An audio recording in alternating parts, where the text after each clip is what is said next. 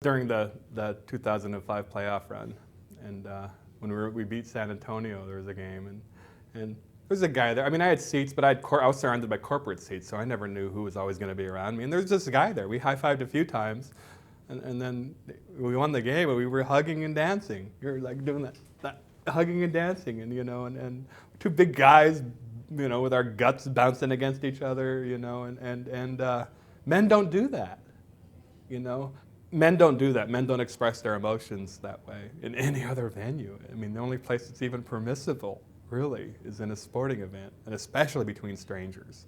It's not like you and I, if we're sitting here and we saw, this beautiful bird fly by, we'd go, "Did you see that bird?" Start hugging and dancing and jumping up and down. So,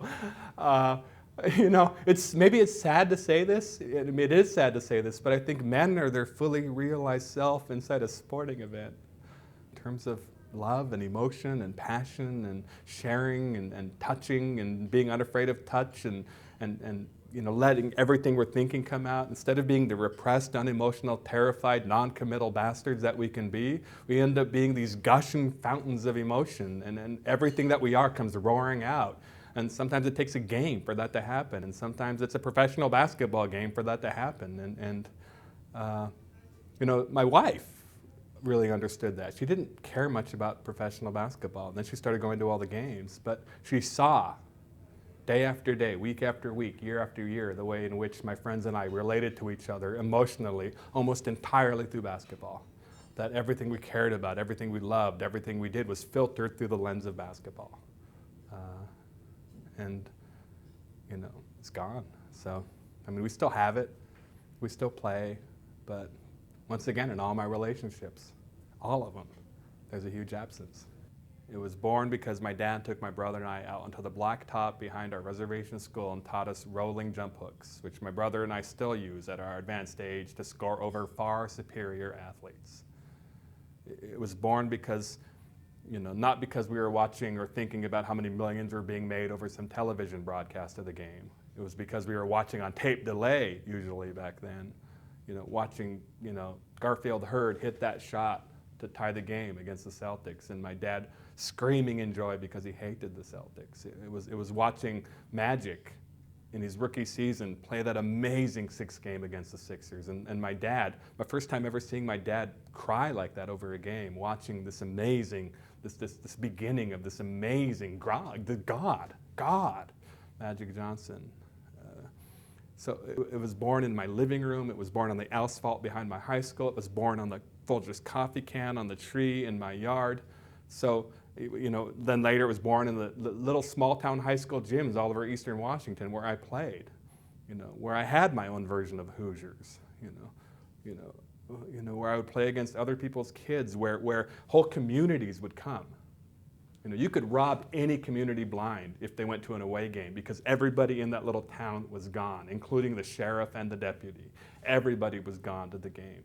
So you'd walk into a little gym screaming and yelling and play your game, and you were just small town high school players, but the passion in that arena was as great as any passion anywhere.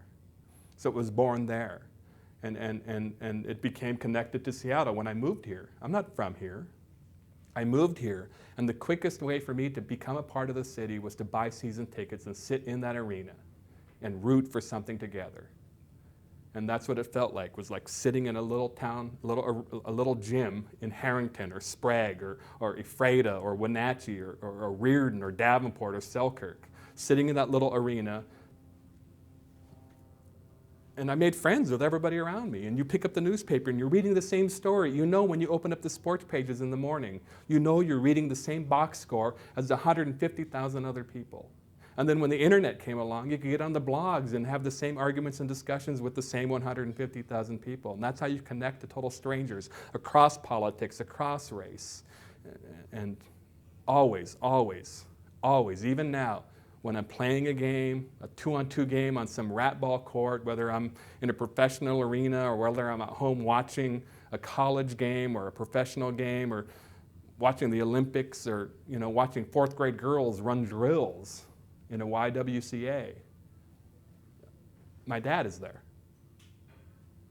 And that no matter who I'm watching play basketball, It really all goes back to my brother and I nailing that Folgers coffee can to a tree and trying to hit jump shots with a roll of duct tape. There's no chance for me to pass down to my sons the kind of love of a team that my father passed down to me in terms of basketball. Certainly we have other activities, we have other sports, other teams to follow, but the basketball connection is gone now. There is no professional sports team for my sons and I to be in love with. And so there's a huge absence now.